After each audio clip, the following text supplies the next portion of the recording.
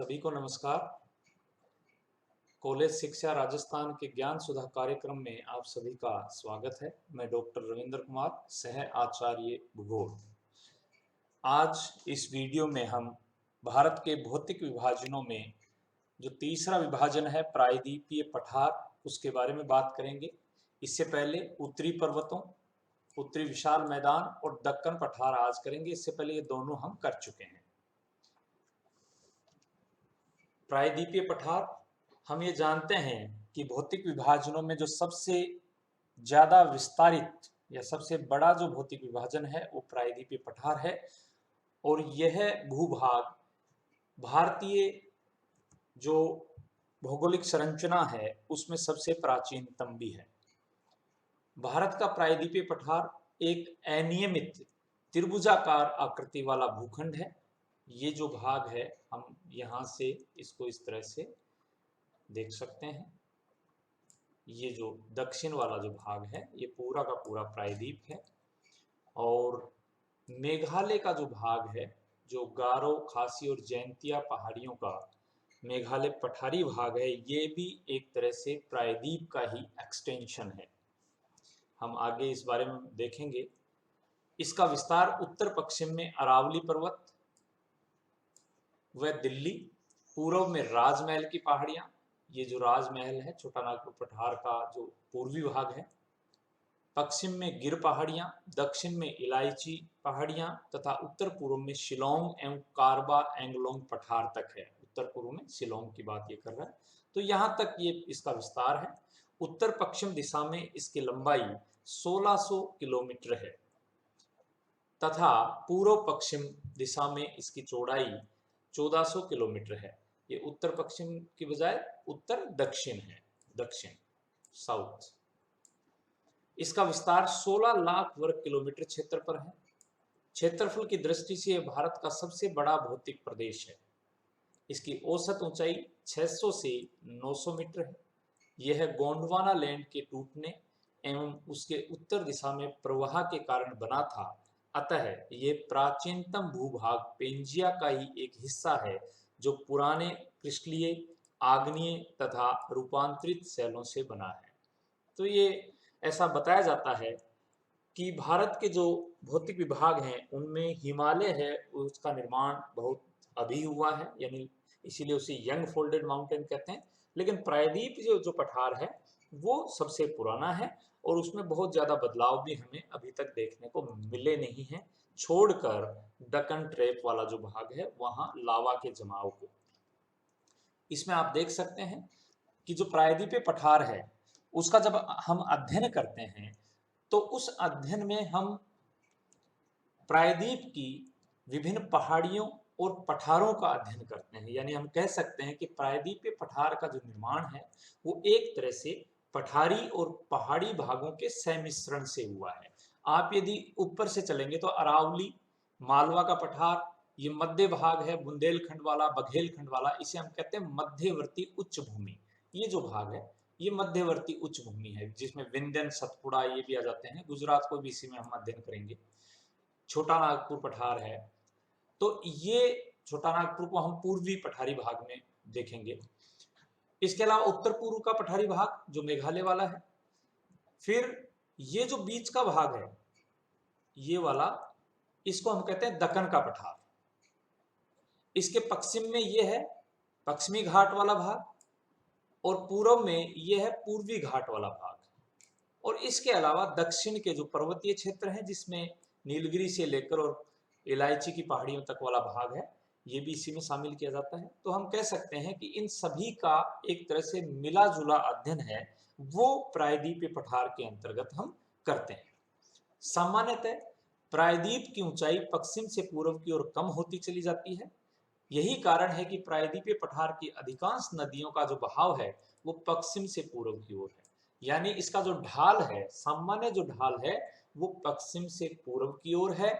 ये प्रश्न बहुत बार पूछा जाता है विभिन्न प्रतियोगी परीक्षाओं में, तो इसका हमें ध्यान रखना है। प्रायद्वीपीय पठार का जो ढाल है वो उत्तर, यानी इसका उत्तरी जो भाग है उसमें इसका ढाल उत्तर की तरफ हो जाता है, क्योंकि कुछ नदियां हैं जैसे सोन नदी है वो अमरकंटक से निकलकर कहाँ जाती है, गंगा नदी में आ जाती है। इसी तरह आपके जो अरावली है, मालवा का पठार है, बुंदेलखंड है, वहां से भी कुछ नदियां हैं वो गंगा की सहायक नदियों के रूप में या यमुना की सहायक नदियों के रूप में उत्तर की तरफ बहती हैं। तो वहां इसका ढाल उत्तर की तरफ है, लेकिन मूल रूप से जो दक्षिण वाला जो पठारी भाग है, जो ज्यादा बड़ा भाग है, उसका जो ढाल है वो पूर्व की ओर है। जो सोन, चंबल और दामोदर नदियों के प्रवाह से स्पष्ट है कि उत्तर वाला भाग, और दक्षिण भाग में इसका ढाल पश्चिम से पूर्व की ओर है, जो गोदावरी, कृष्णा, महानदी, कावेरी नदियों के प्रवाह से स्पष्ट है। प्रायद्वीपीय नदियों में नर्मदा एवं ताप्ती जो नदियां हैं ये अपवाद हैं, क्योंकि इनके बहने की जो दिशा है वो पूर्व से पश्चिम की ओर होती है। ऐसा भ्रंश घाटी से होकर बहने के कारण है, क्योंकि ये नदियां हैं, ये ज्वार नद का निर्माण करती हैं, रिफ्ट घाटी का निर्माण करती हैं, इसलिए इनका भाव है वो पश्चिम से पूर्व की बजाय पूर्व से पश्चिम की ओर है। प्रायद्वीपीय पठार का निर्माण पर्वतीय एवं पठारी भागों के मिश्रण से हुआ है। इसमें मुख्य जो इकाइयां हैं उनमें पहली है केंद्रीय उच्च भूमि, पूर्वी पठार, उत्तर पूर्वी पठार, दक्कन पठार, दक्षिण पर्वतीय क्षेत्र, पश्चिमी घाट व पूर्वी घाट। इनका हम एक एक करके अध्ययन करते हैं। सबसे पहले केंद्रीय उच्च भूमि। केंद्रीय उच्च भूमि के अंतर्गत निम्नलिखित क्षेत्रों को शामिल किया जाता है: गुजरात के पर्वतीय भाग, अरावली पर्वत श्रेणी, मेवाड़ का पठार, मालवा का पठार, विंध्य श्रेणी, बुंदेलखंड का पठार और सतपुड़ा श्रेणी। बुंदेलखंड में हम बघेलखंड को भी देख लेंगे। गुजरात की जो प्रमुख पहाड़ियां हैं उत्तर से दक्षिण के क्रम में इस प्रकार हैं। सबसे पहले कच्छ की पहाड़ी देखिए, ये जो भाग है ये कच्छ की पहाड़ियां हैं। मांडव पहाड़ियां, बारदा, गिरनार की पहाड़ियां और गिर। गिर हम सब जानते हैं कि गिर एक क्षेत्र है जहाँ पे गिर सेंचुरी भी है, नेशनल पार्क है, तो वो वाला भाग है, वहाँ कुछ छोटी पहाड़ियाँ, उनको गिर की पहाड़ियाँ कहते हैं। तो ये जो पहाड़ी क्षेत्र है ये प्रायद्वीपीय पठार का भाग है। अरावली पर्वत श्रेणी, ये देखिए कि मुख्य रूप से राजस्थान में इसका विस्तार है। दिल्ली का जो भाग है वहाँ से दिल्ली रिज से लेकर और दक्षिण पश्चिम की तरफ गुजरात में पालनपुर तक इसका विस्तार है। ये करीब अरावली पर्वत का विस्तार उत्तर पूर्व में दिल्ली रिज से लेकर दक्षिण पश्चिम में गुजरात के पालनपुर तक करीब 800 किलोमीटर, नॉर्मली हम पढ़ते हैं कि 792 किलोमीटर इसकी लंबाई है। यह प्राचीनतम मोड़दार अवशिष्ट पर्वत है। ये बहुत महत्वपूर्ण बात है। अवशिष्ट का मतलब रेजिड्यूअल, यानी ये बहुत पहले बहुत बड़ा पर्वत रहा होगा, लेकिन धीरे धीरे कटाव के कारण ये बचा हुआ और इसकी ऊंचाई कम हो गई। यह अवशिष्ट पर्वत का उदाहरण है जो राजस्थान बांगड़ को केंद्रीय उच्च भूमि से अलग करने वाली संरचना है। इसकी उत्पत्ति प्री कैम्ब्रियन काल में हुई थी। अरावली की अनुमानित आयु जो है वो 570 मिलियन वर्ष बताई जाती है, यानी 57 करोड़ 57 करोड़ वर्ष पहले इसका निर्माण बताया जाता है। और ऐसा माना जाता है कि विश्व के प्राचीनतम और भारत के प्राचीन पर्वतों में से अरावली पर्वत है। अरावली संरचना पश्चिमी भारत का मुख्य जल विभाजक है जो राजस्थान मैदान के अपवा क्षेत्र को गंगा के मैदान के अपवा क्षेत्र से अलग करते हैं। लूनी नदी इस पर्वत से निकलने वाली राजस्थान मैदान की सर्वाधिक महत्वपूर्ण नदी है, जो राजस्थान बांगड़ और थार मरुस्थल से होते हुए गुजरात के कच्छ के रण में विलीन हो जाती है। इसलिए यह एक अंतःस्थलीय अपवा क्षेत्र का उदाहरण है। जो लूनी है वो इस प्रकार से निकल के और यूं दक्षिण में जाती है। अरावली से निकलने वाली सूकरी और जवाई नदियां लूनी नदी की महत्वपूर्ण सहायक नदियां भी हैं। अरावली पर्वतमाला पश्चिमी भारत की एक मुख्य जल विभाजक भी है। हम यदि भारत के महान जल विभाजक की बात करें, ये नीली जो रेखा है ये है भारत का महान जल विभाजक या जल विभाजक रेखा भी इसे कहते हैं। इसका सामान्य सा मतलब है कि ये वो सीमा रेखा है जिसके पश्चिम के क्षेत्रों में वर्षा यदि होती है तो उसका बहाव पश्चिम की तरफ होगा नदियों के द्वारा, और पूर्व में होती है तो पूर्व की तरफ होगा। यानी इस रेखा ने अपवाह तंत्र को मुख्य रूप से दो भागों में बांट दिया है, एक पश्चिमी एक पूर्वी। तो ये जो जल विभाजक रेखा है ये यहाँ से इस प्रकार से गुजरती है। ये देखिए ये अरावली वाला भाग है, तो अरावली के पश्चिम वाले भागों से नदियां इधर बहती हैं और पूर्व में इधर बहती हैं।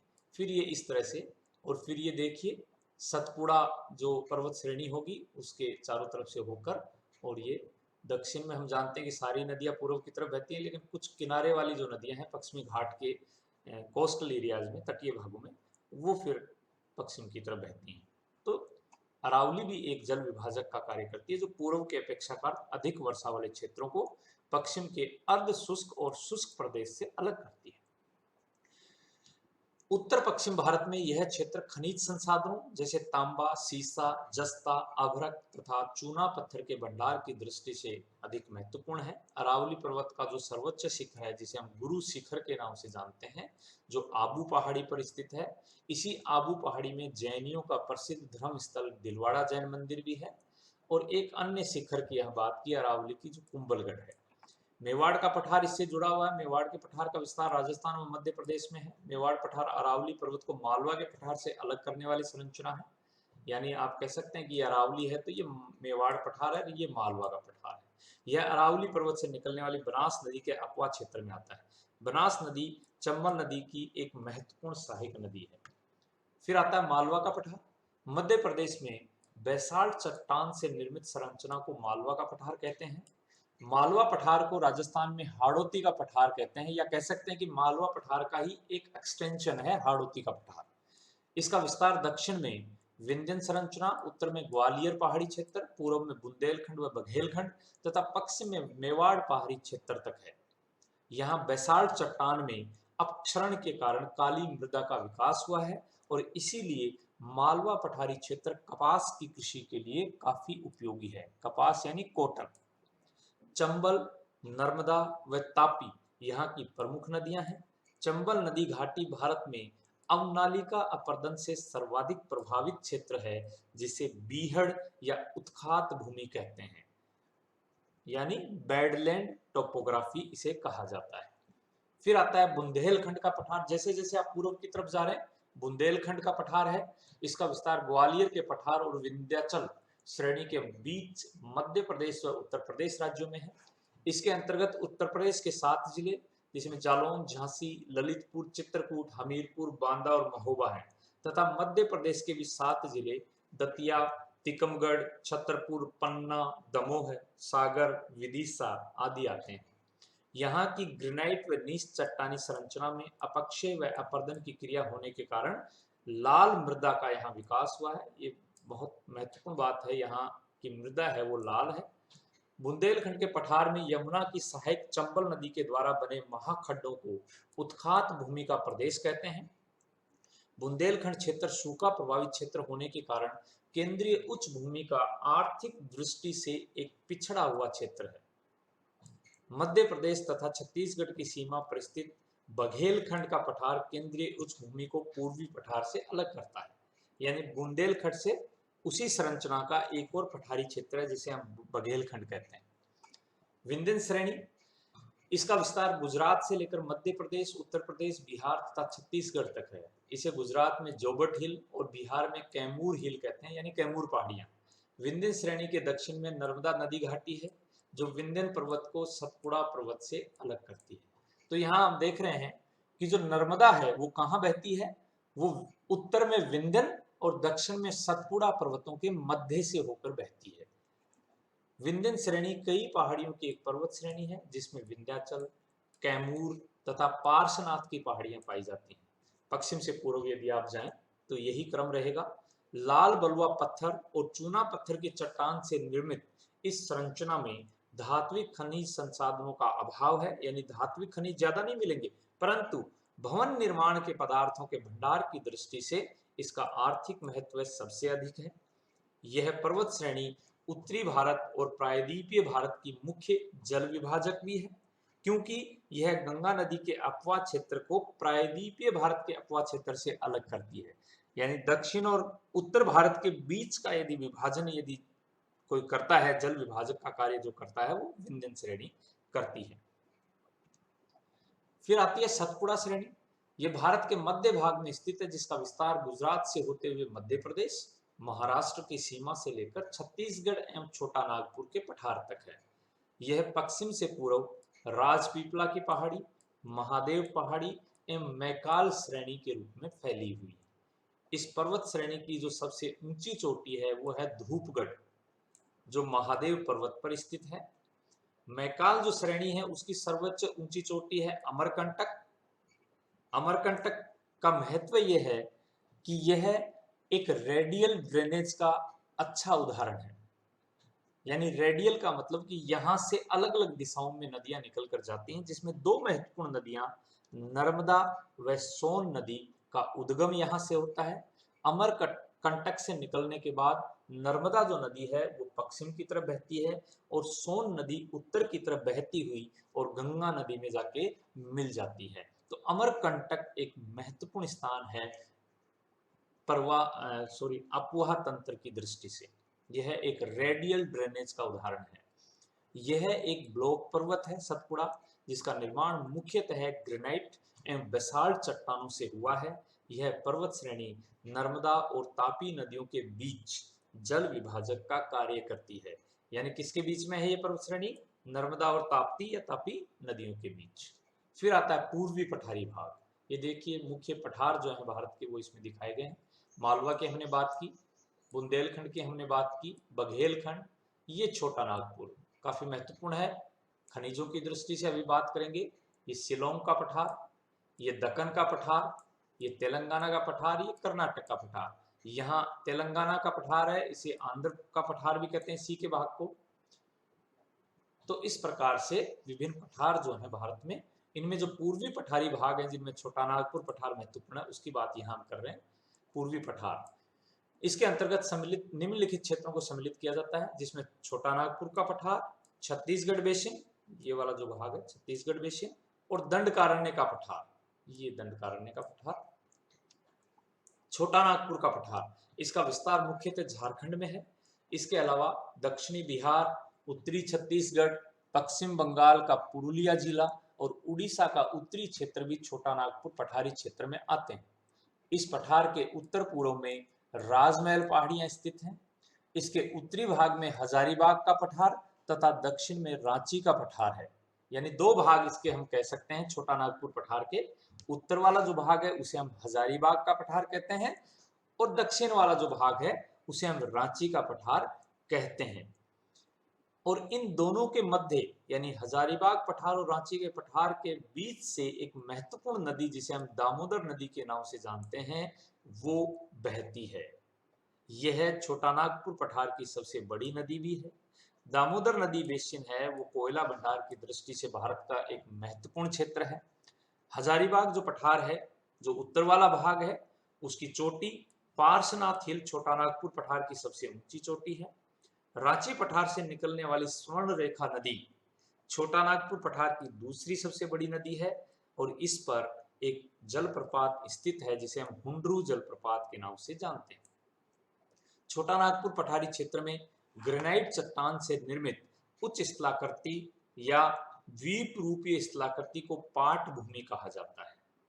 भूगर्भिक संरचना की दृष्टि से यह क्षेत्र एक उत्थित भूखंड का उदाहरण है। यानी जो उठ गया हो, धीरे धीरे जिसका उठाव हो गया हो, उत्थित स्थलाकृति या भूखंड का यह एक अच्छा उदाहरण बताया गया है। छत्तीसगढ़ बेसिन का विस्तार छत्तीसगढ़ और उड़ीसा राज्यों में है, जिसका निर्माण अवतलन की प्रक्रिया द्वारा हुआ है। अवतलन यानी बैठना।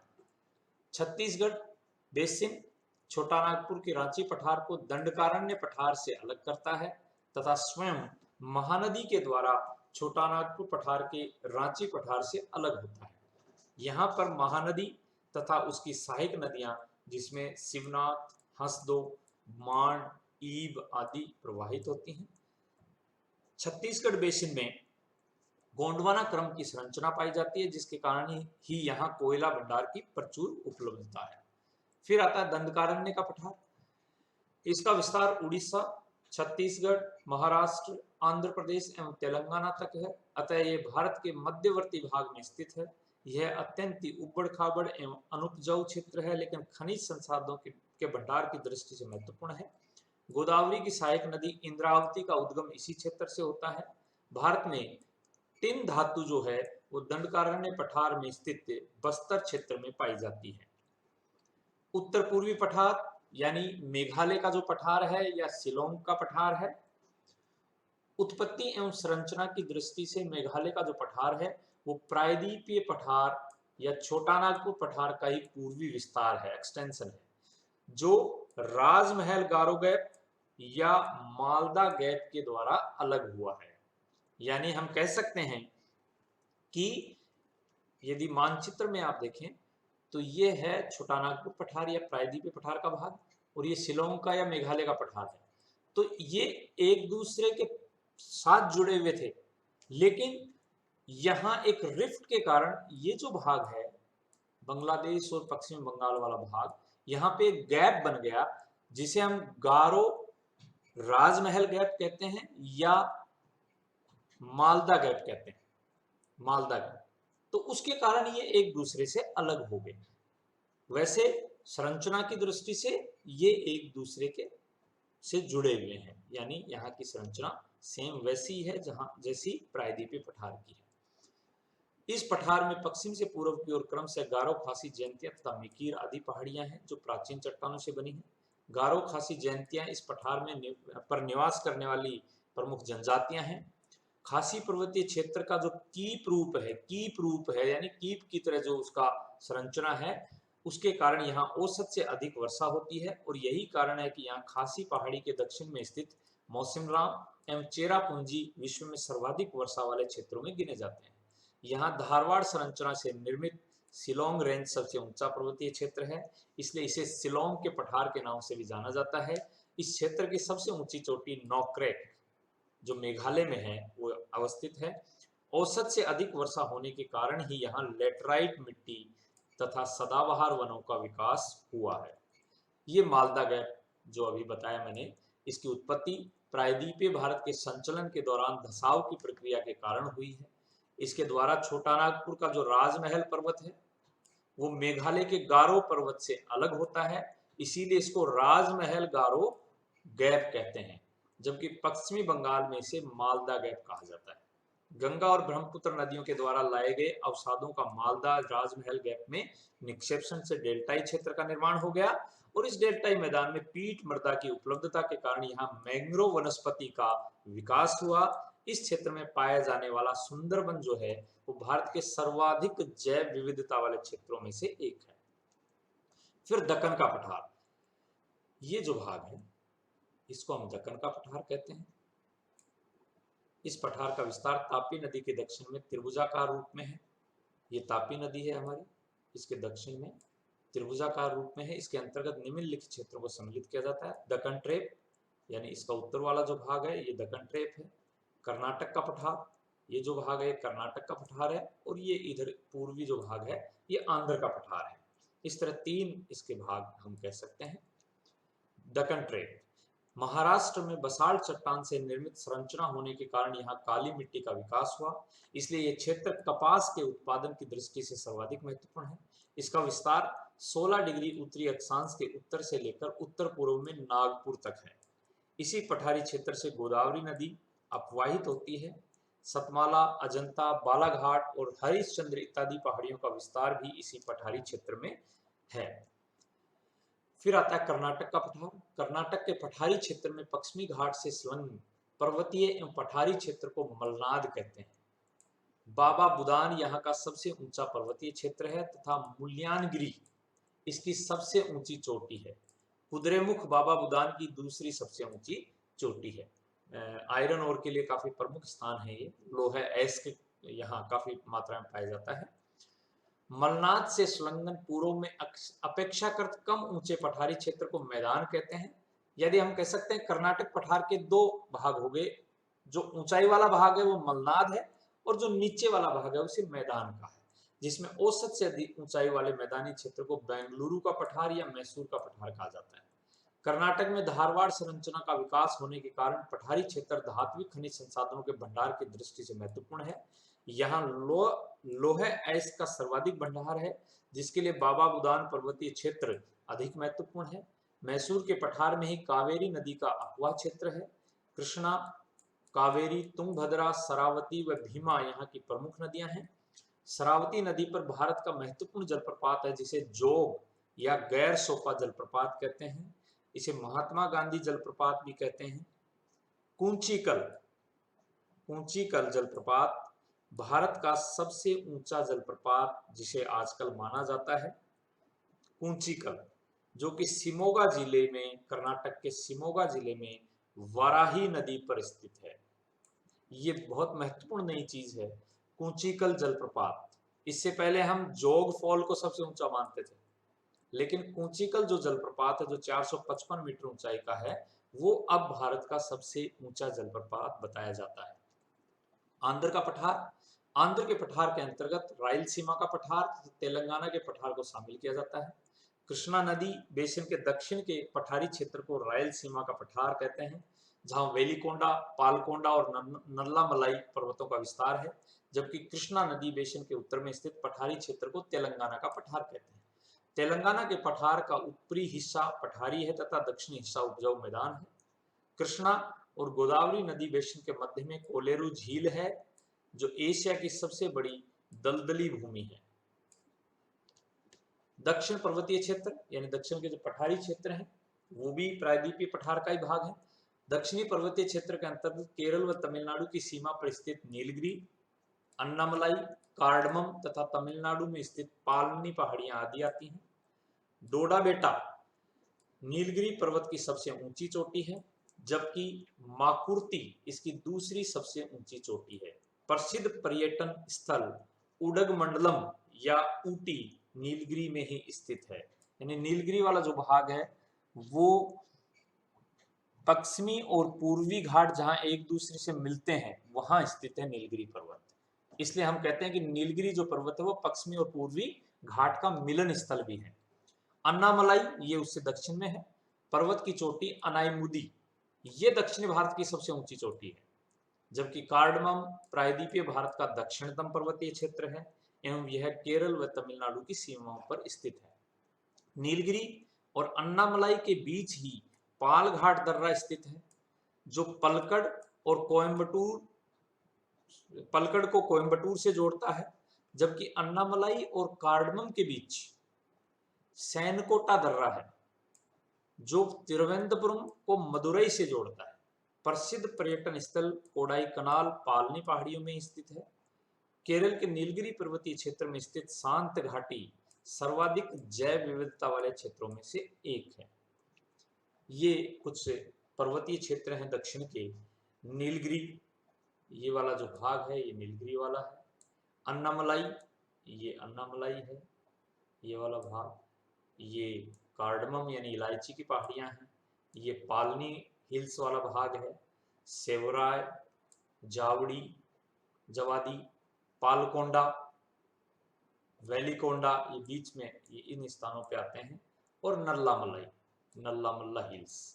तो इस प्रकार से ये कुछ महत्वपूर्ण पर्वत हैं जो दक्षिणी भारत में स्थित हैं। पश्चिमी घाट, पश्चिमी घाट का विस्तार अरब सागर तट के समानांतर लगभग 1600 किलोमीटर की लंबाई में है। पश्चिमी घाट को सह्याद्री भी कहा जाता है। इस क्षेत्र की औसत ऊंचाई लगभग 1000 से 1300 मीटर है। महाबलेश्वर, कालसुबई, हरिश्चंद्र आदि यहाँ की प्रमुख चोटियां हैं। यह उत्तर में तापी नदी के मुहाने यानी महाराष्ट्र गुजरात की सीमा से गुजरात, महाराष्ट्र, गोवा, कर्नाटक, केरल तथा तमिलनाडु के कन्याकुमारी अंतरीप तक फैला हुआ है। यह वास्तविक पर्वत श्रेणी नहीं है। इसका निर्माण प्रायद्वीपीय भारत के गोंडवाना लैंड के विभजन से निर्मित कगार तथा स्थल के एक खंड के अरब सागर में अवस्वलंबन के कारण हुआ है। इसका पश्चिमी ढाल तीव्र एवं खड़ा है, जबकि पूर्वी ढाल मंद एवं सीढ़ी नुमा है। यानी पश्चिमी ढाल क्या है? तीव्र है। ये महत्वपूर्ण बात है ना। तो अरब सागर इसका जो स्थल का जो एक भाग है वो अरब सागर में नीचे धस गया, तो उसके कारण इसका निर्माण हुआ। महाबलेश्वर के पास ही गोदावरी, भीमा और कृष्णा आदि नदियों का उद्गम स्थल है। यहाँ की नदियां अपने मुहाने पर ज्वार नद का निर्माण करती हैं। पश्चिमी घाट पर्वतीय श्रृंखला को विश्व में सर्वाधिक संपन्न जैव विविधता वाली श्रेणी में रखा जाता है। यूनेस्को ने 2012 में इस क्षेत्र को विश्व धरोहर स्थल घोषित किया था। ये प्रायद्वीपीय भारत के जो प्रमुख दर्रे हैं, जहां से पश्चिम से पूर्व जो पश्चिमी घाट है उसके मध्य से आवागमन या परिवहन की सुविधा मिली हुई है। एक महाराष्ट्र में थाल घाट है, ये देखिए ये स्थान जो है थाल घाट का है। फिर उसके दक्षिण में है भोर घाट, ये देखिए। तो थाल घाट जो है वो मुंबई और नासिक को मिलाता है। भोर घाट मुंबई और पुणे के बीच का कनेक्टिंग लिंक है। और दक्षिण में आप जाएंगे केरल में तो पाल घाट आता है जो पलक्कड़ और कोयम्बटूर को मिलाता है, ये देखिए। और लास्ट में सैनकोटा गैप जो केरल में ही है, त्रिवेंद्रपुरम और मदुराई के मध्य जोड़ने का काम ये करता है। तो ये चार महत्वपूर्ण दर्रे हैं, थाल घाट, भोर घाट, पाल घाट और सैनकोटा गैप। पूर्वी घाट, भारत का पूर्वी घाट एक असतत यानी लगातार नहीं होना श्रृंखला के रूप में उड़ीसा से लेकर तमिलनाडु तक विस्तृत है। गोदावरी, कृष्णा, कावेरी, महानदी तथा पल्लार आदि बड़ी नदियों द्वारा विच्छेदित होकर एवं अत्यधिक अपरदन के कारण पूर्वी घाट की औसत ऊंचाई पश्चिमी घाट की अपेक्षा कम है। पूर्वी घाट के मध्य भाग में दो समानांतर पहाड़ियां पाई जाती हैं, जिनमें से पूर्वी पहाड़ियों को वेलकोंडा श्रेणी कहा गया है और पश्चिमी पहाड़ियों को पालकोंडा श्रेणी कहा गया है। पूर्वी घाट में कंटीले शिखर, तीव्र ढाल सहित अत्यधिक विषम एवं उबड़ खाबड़ पहाड़ी क्षेत्रों का निर्माण हुआ है, जिसे जवादी, सेवरोय आदि पहाड़ियों के रूप में देखा जा सकता है और अंत में नीलगिरी में ये मिल जाते हैं। ये मुख्य रूप से पश्चिमी पूर्वी घाट पे आके हम इसकी चर्चा खत्म करते हैं प्रायद्वीप की। तो बहुत से पर्वतीय और पठारी क्षेत्रों के मिश्रण से प्रायद्वीपीय पठार का निर्माण होता है, जिसमें आपका मध्य उच्च भूमि है, पूर्वी पठारी भाग है, उत्तर पूर्वी पठारी भाग है, दक्कन का पठारी भाग है, पश्चिमी घाट है, पूर्वी घाट है और दक्षिण के पहाड़ी क्षेत्र हैं। ये सभी प्रायद्वीप का हिस्सा हैं। इसके बाद हम कुछ चर्चा करते हैं कि कुछ परीक्षा की दृष्टि से कुछ महत्वपूर्ण जो प्रश्न होते हैं उनके बारे में हम बात करें। कुछ बिंदु हैं जो हमने लिखे हैं। स्टोर हाउस ऑफ मिनरल्स किस पठार को कहा जाता है? हम ये जानते हैं छोटा नागपुर पठार को, क्योंकि बहुत ज्यादा मिनरल्स यहाँ मिलते हैं, खनिज मिलते हैं। भारत में भ्रंश घाटी में प्रवाहित होने वाली नदियां कौन कौन सी हैं? नर्मदा है, ताप्ती है जो पश्चिम की तरफ बहती है, और दामोदर नदी जो मुख्य रूप से छोटा नागपुर पठार पर बहती है। उत्तरी तथा दक्षिणी भारत के बीच प्राकृतिक विभाजक के रूप में कौन सी पर्वत श्रेणी है? हमने बात की थी विंध्यन। संसार की सबसे पुरानी यानी सर्वाधिक पुरानी पर्वत कौन सा है? अरावली। कितने वर्ष पुरानी है? 570 मिलियन वर्ष या 57 करोड़ वर्ष पूर्व की पर्वत श्रृंखला है। मालदा गैप द्वारा पृथक कौन होता है? प्रायद्वीप तथा मेघालय का पठार, या हम कह सकते हैं छोटा नागपुर पठार और मेघालय का पठार। सतपुड़ा श्रेणी की सर्वोच्च चोटी कौन सी है? धूपगढ़। हिमालय और नीलगिरी के मध्य भारत का सर्वोच्च चोटी कौन सी है? हिमालय की सबसे ऊंची चोटियां हैं। फिर दक्षिण में नीलगिरी और अन्नामलाई यानी अन्नाईमुदी, उनके बीच में यदि कोई शिखर सबसे ऊंचा है तो वो है गुरु शिखर जो अरावली में है। मेघालय पठार का सर्वोच्च शिखर नोक्रेक। अमरकंटक किस पर्वत श्रेणी का सर्वोच्च शिखर है? मैकाल श्रेणी, मैकाल, क्योंकि सतपुड़ा का ही एक्सटेंशन है ये मैकाल। और अमरकंटक क्यों महत्वपूर्ण है? क्योंकि ये रेडियल ड्रेनेज का उदाहरण है, यहाँ से सोन नदी और नर्मदा निकलती हैं। पश्चिमी घाट की उच्चतम कालसुबई किस पर्वत श्रेणी में है? उच्चतम जो श्रेणी है कालसुबई वो हरिश्चंद्र श्रेणी में है। दक्षिणी भारत की उच्चतम चोटी कौन सी है? अन्नामलाई पर्वत श्रेणी में स्थित अनाईमुडी। पश्चिम में पूर्वी घाट का मिलन बिंदु नीलगिरी पर्वत, ये बहुत महत्वपूर्ण बात है। कहाँ मिलते हैं पश्चिम में पूर्वी घाट? नीलगिरी पर्वत पर मिलते हैं। नीलगिरी का उच्चतम शिखर कौन सा है? दोदा बेटा। छोटा नागपुर पठार की उच्चतम चोटी है पार्श्वनाथ। कार्डमम पहाड़ियां या जिन्हें हम इलायची की पहाड़ियां कहते हैं किन राज्यों की सीमा पर है? केरल और तमिलनाडु की सीमा पर है। कृष्णा, तुंगभद्रा व कावेरी नदियां किस पठार से प्रवाहित होती हैं? तो कर्नाटक पठार से प्रवाहित होती हैं। ये कुछ महत्वपूर्ण बिंदु हैं परीक्षा की दृष्टि से। इसके बाद विभिन्न परीक्षाओं में पूछे गए जो प्रश्न हैं उनके बारे में हम बात करते हैं। जैसे इस प्रकार के प्रश्न पूछे जा सकते हैं। दक्षिणी भारत का सर्वोच्च बिंदु अवस्थित है कौन सी पर्वत श्रेणियों में? हम जानते हैं अन्नामलाई पर्वत श्रेणी, अनाईमुदी जिसका नाम है। निम्न में से कौन सा उत्तर से दक्षिण की ओर सही क्रम है? ऐसे प्रश्न बहुत पूछे जाते हैं आजकल। सबसे पहले क्या आता है? विंध्याचल आता है। उनके बीच से विंध्याचल और सतपुड़ा के बीच क्या बहती है? नर्मदा, तो वो आएगी, फिर सतपुड़ा और फिर ताप्ती। ये क्रम है इनका। पूर्वी और पश्चिमी घाट को जोड़ने वाली पहाड़ियां नीलगिरी पहाड़ियां हैं। नीचे दिए गए कूट की सहायता से निम्न पहाड़ियों का सही उत्तर दक्षिण क्रम बताइए। अन्नामलाई, पालनी और इलायची। इनका सही क्रम क्या है? यही क्रम है, अन्नामलाई है, फिर पालनी आती है, फिर इलायची की पहाड़ियां यानी कार्डमम पहाड़ियां। इनको दक्षिणी भारत या भारत की सबसे दक्षिण की पहाड़ियां भी कहा जाता है। तो कौन सा क्रम हो गया? 1 2 3, ये इसका आंसर हो गया। निम्न में से उत्तर से दक्षिण की ओर सही क्रम है। हम ये जानते हैं, थाल घाट पहले आता है, फिर भोर घाट आता है और फिर पाल घाट आता है। थाल घाट मुंबई से नासिक, भोर घाट मुंबई से पुणे और पाल घाट पलकड़ से आपके कोयम्बटूर। ठीक है। निम्न में से कौन सी दक्षिण भारत की सबसे ऊंची चोटी है? अनाई, हमने बात कर ली। मध्य भारत में स्थित पहाड़ियों का पश्चिम से पूर्व की और कौन सा क्रम है? ये देखिए, इन्होंने बताया था, सतपुड़ा है, फिर महादेव आता है, फिर मैकाल आता है, फिर छोटा नागपुर पठार आता है। ये इनका क्रम है, तो ये इसका सही आंसर है। तो ये कुछ महत्वपूर्ण प्रश्न हैं जो नॉर्मली प्रायद्वीपीय पठार से संबंधित हैं और विभिन्न परीक्षाओं में पूछे जाते हैं। हमारी तैयारी उसी आधार पे हमें आगे बढ़ानी चाहिए। आपका बहुत बहुत धन्यवाद, आपने इस वीडियो को देखा और जो भी आपने इसमें अध्ययन किया है उसे आप लिखें और इसका रिवीजन करें ताकि आपको काफ़ी फायदा हो। बहुत बहुत धन्यवाद।